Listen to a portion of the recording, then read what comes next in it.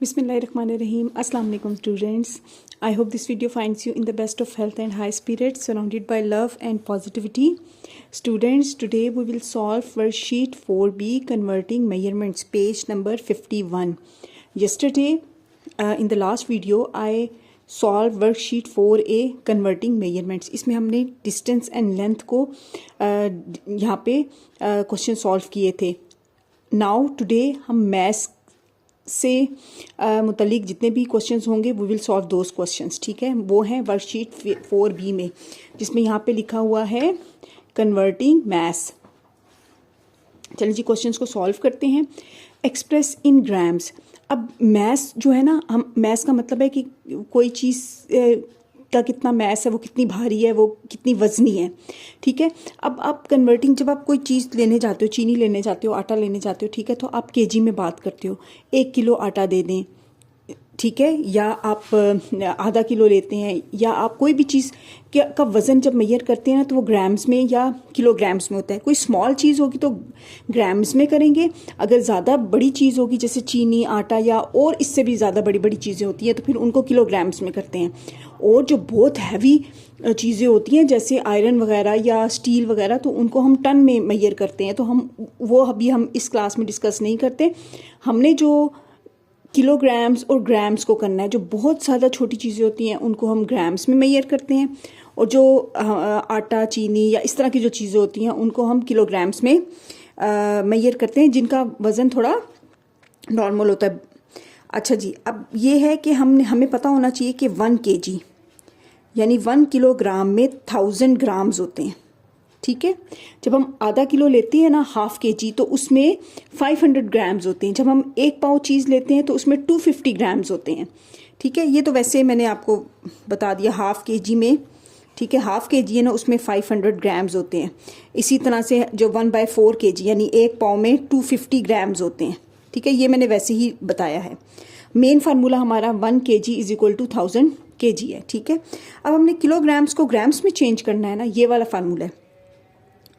अब यहाँ पे किलोग्राम्स है. ठीक है, किलोग्राम्स की जगह पे हम इस किलोग्राम की जगह पर हम 1000 ग्राम्स लिख देंगे इस नंबर में. ठीक है, 0.47 है ना, 0.47 किलोग्राम है. इसका मतलब ये है कि यहाँ पे केजी है. ठीक है, अब ये 0.47 है ना, 0.47 इस केजी की जगह पे हमने लिख देना है 1000 ग्राम्स. तो वो मल्टीप्लाई हो जाएंगे 1000 ग्राम से. ठीक है, अब 1000 में कितने जीरोज हैं? 1 2 3. इसका मतलब यह है कि 0.3 टाइम्स आगे आ जाएगा. 1 2, एक ज़ीरो और लगाएंगे 3, तो ये 470 ग्राम्स हमारा आंसर है. ठीक है, इस तरह से ये आंसर होगा. अब 5.35 है. अब ये भी 5.35 किलोग्राम्स है. ठीक है, इस किलो, सिर्फ इस किलोग्राम की जगह पे आपने 1000 ग्राम लिख देना है. 5.35 मल्टीप्लाइड बाय 1000 ग्राम्स. ठीक है, आप किलोग्राम्स इक्वल्स टू 1000 ग्राम्स है, आपने किलोग्राम्स की जगह पे 1000 ग्राम्स लिख दिया. अब 1000 में कितने जीरोज है? 1 2 3. तो इसका मतलब ये है कि ये वाला पॉइंट मल्टीप्लाई होता है तो हम इस साइड पे जाते हैं ना, तो 3 टाइम्स आगे चला जाएगा. 1 2, एक ज़ीरो अपनी तरफ से लगाएंगे, 3 टाइम्स आगे चला जाएगा. ठीक है, तो ये हो जाएगा 5.5350 ग्राम. नेक्स्ट है 8.09. ठीक है, अब 8.09 ये केजी है. इस केजी की जगह पे हमने 1000 ग्राम्स लिख दिया. ठीक है, अब जब 1000 ग्राम्स लिखा तो ये पॉइंट जो है वो 3 टाइम्स आगे आ जाएगा. तो ये बन जाएगा 8090 ग्राम्स. एक दफ़ा, 2 दफ़ा और फिर एक ज़ीरो अपनी तरफ से लगाएंगे तो 3 टाइम्स जो हमारा पॉइंट है वो मूव करेगा. अच्छा, 50.49 केजी है ना, तो यहाँ पे हमने 50.49 केजी की जगह पे मल्टीप्लाई कर दिया 1000 ग्राम. तो ये वाला पॉइंट 3 टाइम्स आगे चला जाएगा, तो वो हो जाएगा 50490 ग्राम्स. आई होप आपको ये क्वेश्चन समझ आया होगा. नेक्स्ट है, अच्छा, एक्सप्रेस इन किलोग्राम्स. ठीक है। अब हमें ये ग्राम्स दिए हुए, हमने किलोग्राम्स में चेंज करना है। अभी हमने पढ़ा था 1 kg इक्वल होता है 1000 ग्राम्स के, ठीक है।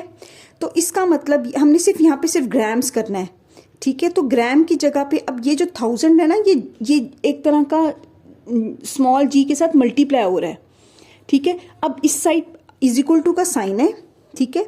जो वैल्यू इस साइड पे मल्टीप्लाई होती है ना, इज इक्वल टू की दूसरी साइड पे जाके वो डिवाइड हो जाती है।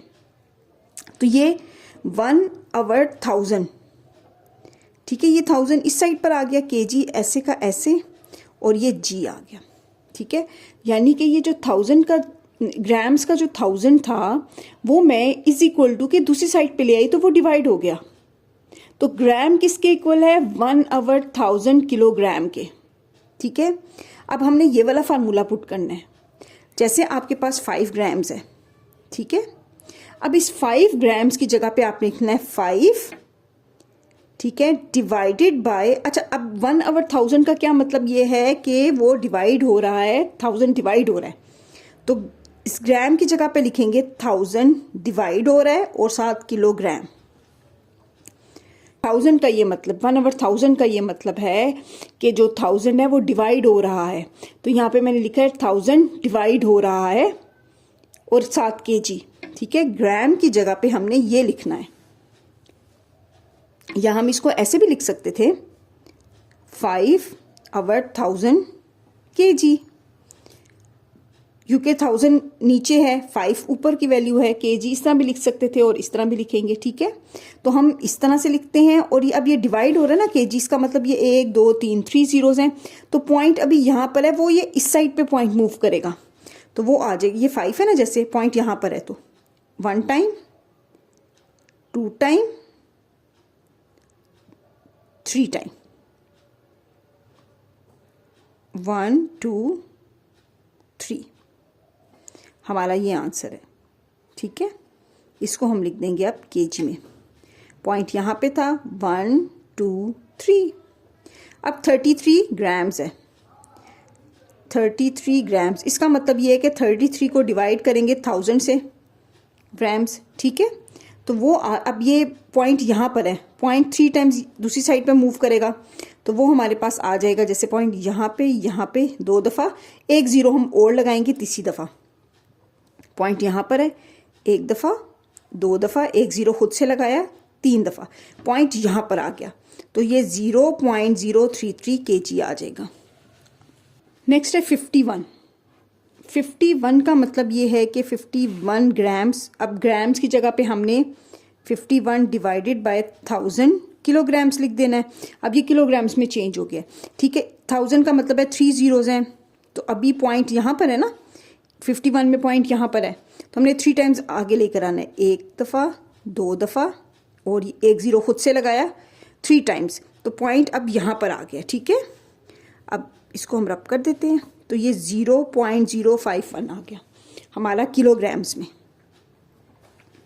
नेक्स्ट है 219। अब 219 ग्राम्स है, तो हमने 219 को डिवाइड किया 1000 ग्राम से, ठीक है। इसका मतलब ये पॉइंट अभी 9 के बाद है ना, 3 टाइम्स आगे आ जाएगा, तो 1 2 3, यानी कि 2 से आगे पॉइंट आ जाएगा, तो ये हमारा आंसर है। नेक्स्ट पार्ट की तरफ बढ़ते हैं, जो कि है 3 फिलिंग द ब्लैंक्स। अब फिलिंग द ब्लैंक्स में अब 1 kg 230 ग्राम्स हैं, ठीक है। अब आपने इस सब को kg में चेंज करना है, ये तो ऑलरेडी kg में है, हमने 230 को ग्राम्स को kg में चेंज करना है। जब ग्राम्स को हम kg में चेंज करते हैं तो हम डिवाइड करते हैं 1000 से, ठीक है। अब इसको डिवाइड किया जब 1000 से, तो अभी पॉइंट यहाँ पर है ना, तो वो 3 टाइम्स आगे आ जाएगा, 1 2 3, तो पॉइंट यहाँ पर आ जाएगा, तो ये हमारे पास आ जाएगा 0.230, ठीक है, 0.230 kg। अब इसमें ये वाला 1 ऐड हो जाएगा, तो ये 1.230 ग्राम्स बन जाएगा, ठीक है। 4 kg एंड 80 ग्राम्स है, 800 ग्राम्स है, 800 ग्राम्स को हमने चेंज करना है किलोग्राम्स में, तो इसको हम डिवाइड करेंगे 1000 से, तो ये किलोग्राम्स में चेंज हो जाएगा, ठीक है। 1000 का मतलब ये है कि 3 जीरोज हैं, पॉइंट यहाँ पर है, तो 1 2 3 शुरू में आ जाएगा, तो ये 0.8 हो जाएगा, केजी, ग्राम्स भी केजी में चेंज हो गया, तो ये 4 केजी में जब हम 0.8 केजी प्लस करेंगे तो वो 4.8 केजी आ जाएगा। ठीक है, 4.8 आ जाएगा। 7 केजी और 10 ग्राम्स है। ठीक है, अब इस क्वेश्चन को समझने की ज़रूरत है, इसीलिए मैंने ऊपर भी ये किया था, वरना मैं आपको डायरेक्टली कह सकती थी आप इसको 1.230 लिख दें, 4.800 लिख दें। ठीक है, मैं आपको डायरेक्टली भी कह सकती थी, लेकिन ये वो पॉइंट है जो आपको समझने की ज़रूरत है कि आपने यहाँ पे लिखना क्यों है डिवाइडेड बाय 100। अब देखें ये 10 है, इसको आप 7.10 नहीं लिख सकते। ठीक है, ये 10 है, 10 को आपने डिवाइड किया 1000 से, तो ये 1000 है ना, तो 3 ज़ीरोज़ है, तो ज़ीरोज़ कहाँ चले जाएंगे, अभी ज़ीरो यहाँ पर है, 1 2, एक ज़ीरो आप अपनी तरफ से लगाओगे 3, तो यहाँ पे पॉइंट आ जाएगा, तो ये आपके पास आ जाएगा 0.010 केजी। तो आपने लिखना है 7.010 केजी।